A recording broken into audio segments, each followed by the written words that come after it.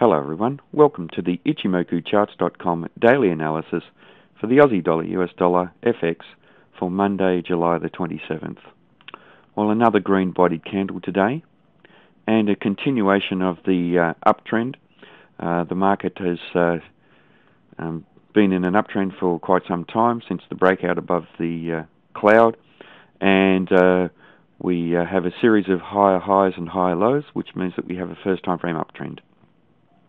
Now, a green-bodied candle, which means that the market has the bulls have made a net positive gain for the day from the open to the close, and that's bullish in itself. But we have a shadow on the top and a shadow on the bottom, which means that there's been a good battle between the bulls and the bears. So there's been buying coming in as the market traded down at the lows, and there was some selling coming in as the market traded up at the highs. Now, the highs coincide with this small zone of resistance that we identified over the last month or so, and that zone is between 82.36 and 82.63, and the market traded to the high at around the 82.63 level and sold off.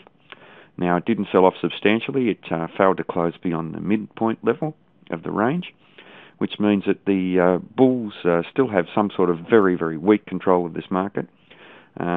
And they tried to show some commitment, but they lacked the commitment to close the market up at the highs. So not a bearish day, not quite a neutral day, some positive signs for the bulls there. Now, overriding that, though, is the fact that we are in a first time frame uptrend, and we expect that trend to continue. So what we'd be looking for is a positive close up above this resistance zone for the trend to continue up on its way. And just looking here, we don't have any solid resistance until the market trades up to around 85. So if this market does take out the resistance zone on a decent solid close, then we could expect some nice strong price appreciation over the next few weeks. Now, looking at the Ichimoku indicators, we're trading up above the cloud or the Kumo, which means that the market has a positive bias to it. We're trading up above the Tenkan-sen and the Kijun-sen, which is bullish, and the Tenkan-sen is trading up above the Kijun-sen, which is bullish in itself. And we had a crossover just at the top of the Kumo and then above the Kumo as well, which means that the market is bullish again. So we need to take out this area of resistance here. Now, the Tenkan-sen is pointing up very sharply, and that means that the market has some very strong upside momentum. And quite often, when the market builds up too much momentum, it acts like a rubber band and can come back to find support somewhere. And the area that we're likely to find support will be at around the Tenkan-sen.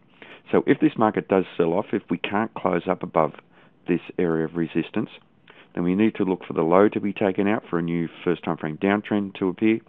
And our first area of support will be at the Tenkan-sen, which is at 80.905 cents.